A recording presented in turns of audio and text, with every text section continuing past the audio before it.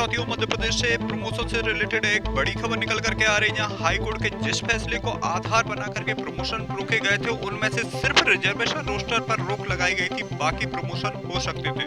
तो दोस्तों, जहां देखा गया 5 साल रोक होने के बाद भी 1 लाख से भी ज्यादा कर्मचारी बिना पदोन्नति के रिटायर्ड हो गए हैं। अब खुल सकता है रास्ता प्रमोशन का। तो दोस्तों, प्रमोशन से एक बड़ी खबर निकल करके आ रही है। आप इसी प्रकार से शिक्षा विभाग व अन्य विभाग से लेटेस्ट न्यूज के लिए हमारे चैनल को सब्सक्राइब कीजिए। और चलिए दोस्तों, अब हम इस खबर को डिटेल में जानते हैं। तो चलिए दोस्तों, प्रमोशन से रिलेटेड इस न्यूज को हम डिटेल में जानते हैं। जैसा कि मध्य प्रदेश में सरकारी कर्मचारियों को पदोन्नति 5 साल से रुकी हुई है, लेकिन अब इसको दोबारा शुरू होने का रास्ता निकल सकता है। हाल ही में सरकार ने महाधिवक्ता के अभिमत के बाद स्पष्ट हुई स्थिति को आधार बनाते हुए ओबीसी वर्ग को 27% आरक्षण देने का रास्ता निकाला है।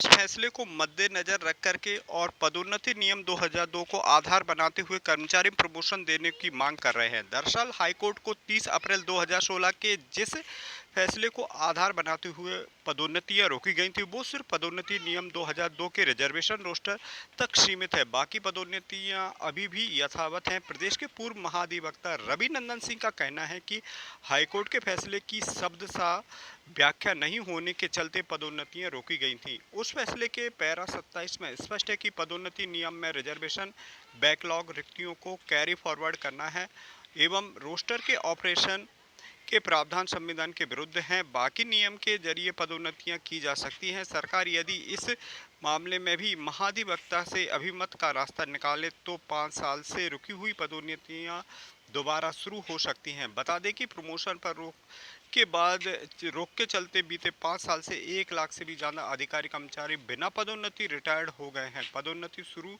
नहीं हुई तो हर साल 7 से 8 हजार कर्मचारी बिना प्रमोशन रिटायर होते रहेंगे। वहीं देखा जाए तो प्रमोशन किस आधार पर दे सकते हैं, इसमें मेरिट कम सीनियरिटी के आधार पर दे सकते हैं प्रमोशन। हाल ही में सोमवार को महाधिवक्ता के अभिमत लेकर के ओबीसी वर्ग का आरक्षण 14% से बढ़ाकर के 27% किया है।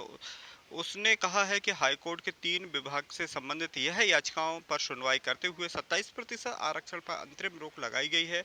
ऐसे में ये रोक सिर्फ 3 विभागों की 6 याचिकाओं से संबंधित है, ना कि सभी विभाग की। इसलिए इन्हें छोड़कर के बाकी ओबीसी वर्ग की 27% आरक्षण दिया जा सकता है। सरकार के यह फैसले लेने में इसलिए देरी भी हुई है क्योंकि 19 महीने पहले लगाया गया कानून के बारे में स्थिति स्पष्ट नहीं थी। इस बारे में महाधिवक्ता से अभिमत लिया गया है तो उन्होंने बीच का रास्ता निकाला है। कर्मचारी की पदोन्नति का रास्ता भी ऐसे ही निकल सकता है क्योंकि हाईकोर्ट ने सिर्फ रिजर्वेशन रोस्टर पर रोक लगाई थी, ना कि पदोन्नति नियम पर। इस लिहाज से भर्ती के आधार पर सभी वर्गों के कर्मचारियों को मेरिट कम सीनियरिटी के आधार पर प्रमोशन दिया जा सकता है। तो दोस्तों, अब इसके आगे के और नियम समझते हैं हम।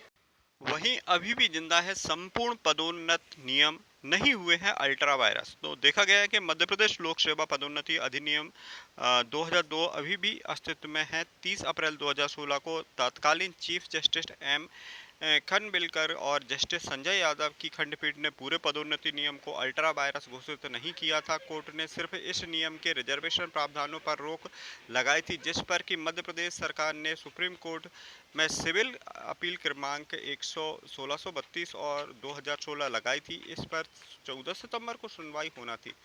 पदोन्नति रोकने में प्रशासनिक दक्षता प्रभावित हुई है। प्रदेश में 5 सालों से कर्मचारी पदोन्नति रुकी हुई है, इसमें प्रशासनिक दक्षता प्रभावित होती है। वर्तमान में जो पदोन्नति नियम हैं उनके हिसाब से कर्मचारियों के प्रमोशन का रास्ता निकाला जा सकता है। केपी शर्मा पूर्व महासचिव मध्य प्रदेश का यह स्टेटमेंट है।